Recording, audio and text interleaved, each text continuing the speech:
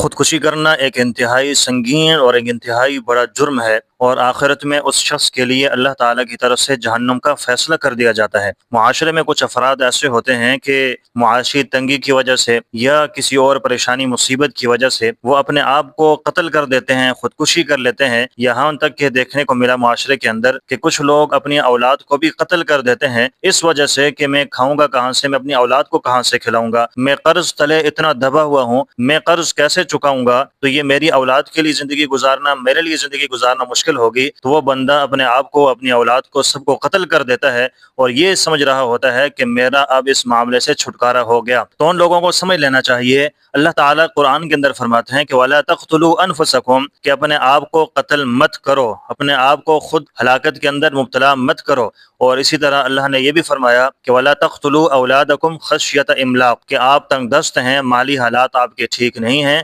آپ اپنی اولاد کو قتل کر دیتے ہیں، تو یہ انتہائی بڑا سنگین جرم ہے۔ نحن نرزقکم وإیاہم، اللہ فرماتے ہیں کہ ہم نے تمہیں بھی رزق دیا ہے، ہم آئندہ بھی تمہیں رزق دیتے رہیں گے اور تمہاری اولاد کو بھی رزق ہم عطا فرمائیں گے۔ وما من دابۃ فی الارض الا علی اللہ رزقها، اللہ فرماتے ہیں جتنے بھی دنیا کے اندر چوپائے ہیں ان کو رزق دینے والا میں ہوں، یہ میری ذمہ داری ہے۔ ہاں البتہ بعض دفعہ ایسے حالات انسان کے اوپر آ جاتے ہیں، معاشی تنگی ہو جاتی ہے، رزق کی وہ فروانی نہیں ہوتی ہے، اس کے اندر بھی اللہ کا شکر ادا کرنا چاہیے اور یہ سمجھ لینا چاہیے کہ ممکن ہے کہ اللہ تعالیٰ اس کی وجہ سے میرے گناہوں کو معاف کر لیں، ممکن ہے کہ یہ آزمائش آئی اور اس آزمائش کے بعد اللہ میرے لیے بہت زیادہ آسانی فرمائیں گے، بشرطے کہ میں اس کے اوپر صبر کرنے والا ہوں گا۔ بعض دفعہ اللہ کسی کو مال دینے سے پہلے جانچتے ہیں کہ آیا کہ اس بندے کو میں مال دوں گا تو یہ بندہ کیسی زندگی بسر کرے گا، اس کو پہلے آزمایا جائے، آیا کہ یہ اس آزمائش میں پورا اترتا بھی ہے یا نہیں اترتا۔ حضرت ابراہیم علیہ السلام کو آزمایا گیا،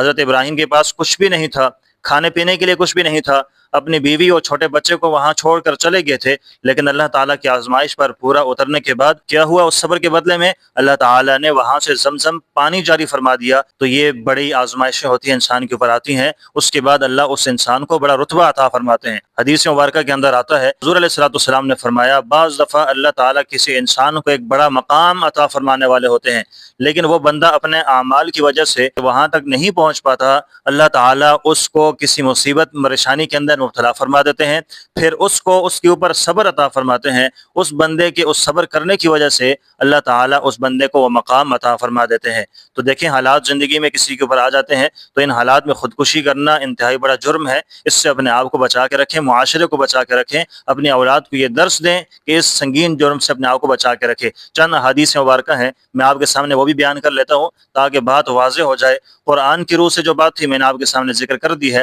اب حدیث مبارکہ کے اندر کیا آتا ہے وہ بھی ذرا سنیے۔ بخاری شریف کے اندر بھی روایت ہے اور مسلم شریف کے اندر بھی حدیث کی جو بڑی کتابیں ہیں اس کے اندر روایت موجود ہے۔ حضرت ابو ہریرہ رضی اللہ تعالیٰ عنہ سے مروی ہے کہ رسول اللہ صلی اللہ علیہ وسلم نے فرمایا جس نے اپنی جان کو ہلاک کیا تو قیامت میں اس کو یہی عذاب دیا جائے گا کہ اپنی جان کو وہ ہلاک کرتا رہے گا، اور پھر جس طرح اپنی جان کو اس نے ہلاک کیا تھا اسی طرح دوزخ میں وہ بندہ بھی اپنے آپ کو ہلاک کرتا رہے گا۔ جس نے اپنے آپ کو پہاڑ سے گرایا وہ پہاڑ سے گرایا جاتا رہے گا، اور جس نے زہر پیا وہ زہر پلایا جاتا رہے گا، اور جس نے اپنے آپ کو چھری سے قتل کیا وہ چھری سے ذبح ہوتا رہے گا۔ مطلب یہ ہے کہ جس فعل سے اس نے خودکشی کی ہے دوزخ میں اس کے ساتھ وہی کام ہوتا رہے گا۔ ایک اور روایت ہے، حضرت ابو ہریرہ ہی روایت کرنے والے ہیں اور وہ بھی روایت بخاری شریف میں موجود ہے۔ حضور علیہ السلام نے فرمایا جس نے اپنا گلا گھونٹا اس کا دوزخ میں گلا گھونٹا جائے گا، اور جس نے اپنے آپ کو زخم لگایا وہ بھی زخم لگایا جائے گا۔ ایک اور روایت سنیے، حضرت جندب بن عبداللہ رضی اللہ تعالیٰ عنہ اس کو روایت کرنے والے ہیں اور یہ روایت بھی بخاری شریف کے اندر موجود ہے۔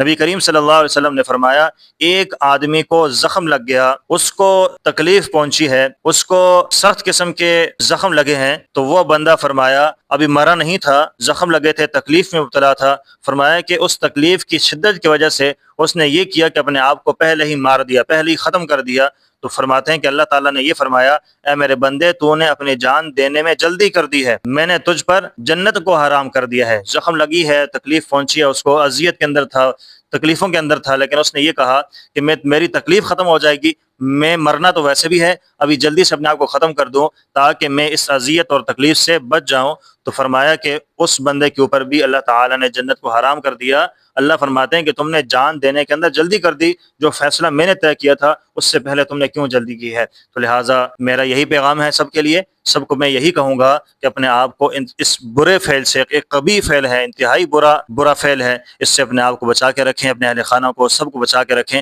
اللہ تعالیٰ سے دعا ہے کہ اللہ تعالیٰ ہمیں قرآن پہ عمل کی توفیق نصیب فرما دے، اور ایسے عظیم جرم سے اللہ تعالیٰ ہم سب کو محفوظ فرمائے۔